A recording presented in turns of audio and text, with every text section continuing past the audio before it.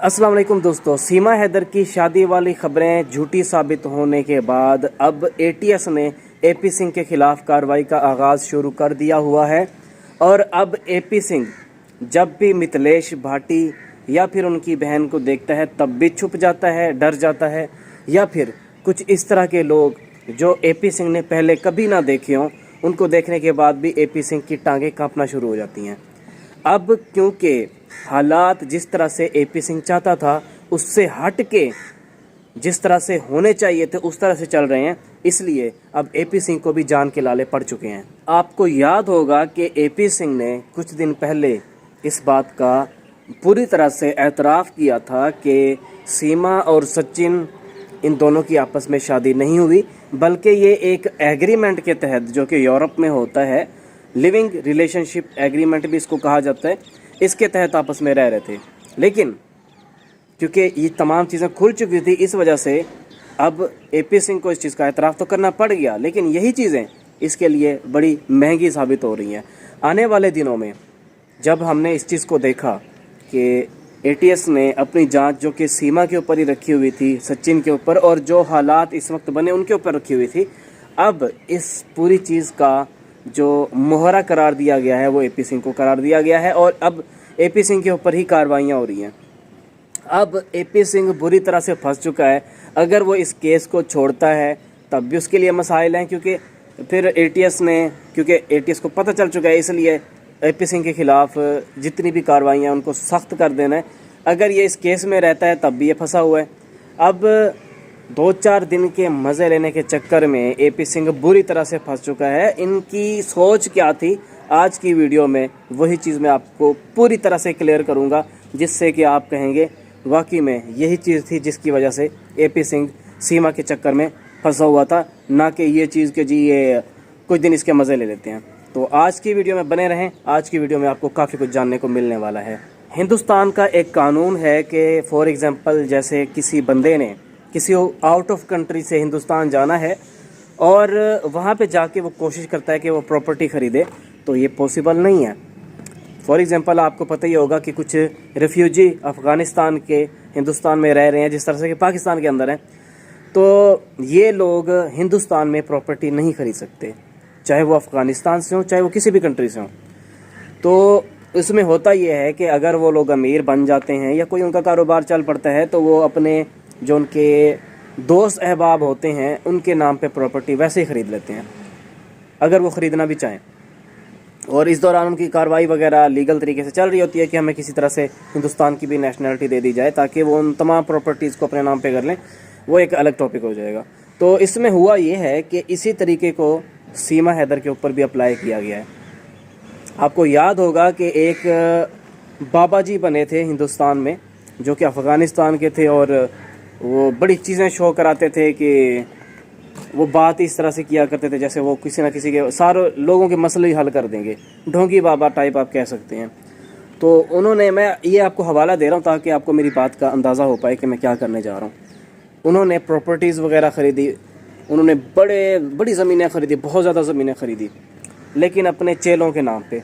अब हुआ ये कि जब ज़मीनें बहुत ज़्यादा हो गई, अरबों रुपए आप कह सकते हैं, करोड़ों रुपए चलें, अरबों को छोड़ें, करोड़ों रुपए आप लगा लें, करोड़ों रुपए की ज़मीनें उन्होंने ख़रीद ली अपने चेलों के नाम पे। अब अगर उनको चांसेस थे कि हिंदुस्तान में रहने की इजाज़त मिल जाए, और ये भी चांसेस थे कि उनकी जो प्रॉपर्टी है वो उनको मिल जाए, इस दौरान उनके जो चेले थे या जाले थे उन्होंने उनको मार दिया। अब बदले में क्या हुआ कि वो सारी की सारी प्रॉपर्टी, क्योंकि नाम ही उन जालों के नाम पे थी, इसलिए उनको मिल गई। तो इस दौरान सीमा का जो टॉपिक है, सीमा के मामलात में ये चीज़ होने के ज़्यादा चांसेस हैं। सीमा के नाम पे प्रॉपर्टीज़ बन रही हैं। आपको पता ही होगा कि एक बंगला बनाया जा रहा है, बहुत बड़ा बंगला बन रहा है सीमा के नाम पे। सीमा उसमें रहेगी जी। कौन फंडिंग कर रहा है कोई पता नहीं, क्यों कर रहा है कोई पता नहीं, वो पैसे किस मेथड से भेजे जा रहे हैं ये भी कोई पता नहीं। एपी सिंह को पता है, एपी सिंह सब कुछ जानता है, लेकिन वो चुप करके बैठा हुआ है। किस वजह से बैठा हुआ है ये भी कोई पता नहीं। तो इसलिए मैं कहता हूँ आने वाले दिनों में ये तमाम चीज़ें खुलने वाली हैं और बड़ी तेज़ी से खुलेंगी। साक्षी ने और कुछ मज़ीद वकीलों ने, मैं पहले से कहता हुआ आ रहा हूँ कि इनका जीना हराम कर दिया है सीमा का, एपी सिंह का। एपी सिंह और सीमा को ऐसा वक्त डाल दिया है कि ये जिस तरह के स्कैम पहले लोगों से करते हुए आ रहे हैं वो सब भूल चुके हैं। इनके दिमाग काम नहीं कर रहे, एपी सिंह का भी दिमाग काम नहीं कर रहा, सीमा का भी नहीं कर रहा। कभी ये क्या बोल देते हैं, कभी क्या बोल देते हैं। एक ऐसा कानून जो हिंदुस्तान में है ही नहीं, उसके ऊपर ये अपने केस को जीतने की बातें कर रहे हैं। पॉसिबल है क्या? आप मुझे बताएं। मैं पाकिस्तान में रहता हूँ, मेरे पाकिस्तान में हिंदुस्तान का कानून लागू नहीं होता, तो मैं हिंदुस्तान के केस पे कैसे केस लड़ सकता हूँ अपना? समझने वाली बात है ना कि हिंदुस्तान के कानून के मुताबिक मैं अपना केस कैसे लड़ सकता हूँ। लेकिन यहाँ पे ये चीज़ें की जा रही हैं क्योंकि इनके दिमाग काम ही नहीं कर रहा है। एपी सिंह को अपनी जान के लाले पड़ना शुरू हो चुके हैं। एटीएस की जांच के मुताबिक एपी सिंह खुद एक बहुत बड़ा क्रिमिनल साबित हो चुका है इस पूरे मामलात में। अब इनकी गर्दन से पकड़ के, एपी सिंह की भी गर्दन से पकड़ के इससे जांच की जाएगी। हो सकता है कि इसकी जांच भी शुरू हो चुकी हो। प्रॉपर्टीज़ बनाई जा रही थी, प्रॉपर्टीज़ बन भी रही थी। एपी सिंह जो कि अपने आप को इसका मेन जियाला, जिस तरह से कि मैंने एक बाबा जी की बात की, बाबा तो नहीं था, मेरी उम्र का लड़का ही था वो, अब यही लगा लें। वो बातें कुछ इस तरह की करता था कि मासूम लोग उसकी बातों में आके उस पर ट्रस्ट करना शुरू हो गए थे। वो कभी डांस कर रहा होता था तो कभी क्या कर रहा होता था। यार इस्लाम में ऐसा कुछ भी नहीं होता जिस तरह की वो चीज़ें कर रहा होता था। मुझे अभी उसका नाम भी याद नहीं है, लेकिन उसको मार दिया गया था, उसका मर्डर हो चुका था, अफ़गानिस्तानी था वो। तो सेम वही चीज़ हो रही है। जो जियाले बने हुए हैं इस वक्त सीमा के, एपी सिंह जैसा के, वह मेन जियाला यही है और किसी को आगे नहीं आना दे रहा। आपको पता ही होगा ना कि एक सीमा का भाई निकल के आया था, वो भाई एक बड़ा वाला भाई, तो उस वक्त एपी सिंह नाराज़ हो गया था सीमा से, और सीमा को इस बात की यकीन दहानी करा दी थी कि अब तुम नहीं बचोगी क्योंकि मैं साइड पे हो चुका हूँ। फिर सीमा ने अपने इमोशनल ड्रामे करके उस बंदे को भगा दिया और एपी सिंह वापस एंट्री कर गया। हो गई ना एंट्री वापस, और आके इसने घर का उद्घाटन भी किया बड़े नेताओं वाले तरीके से आके।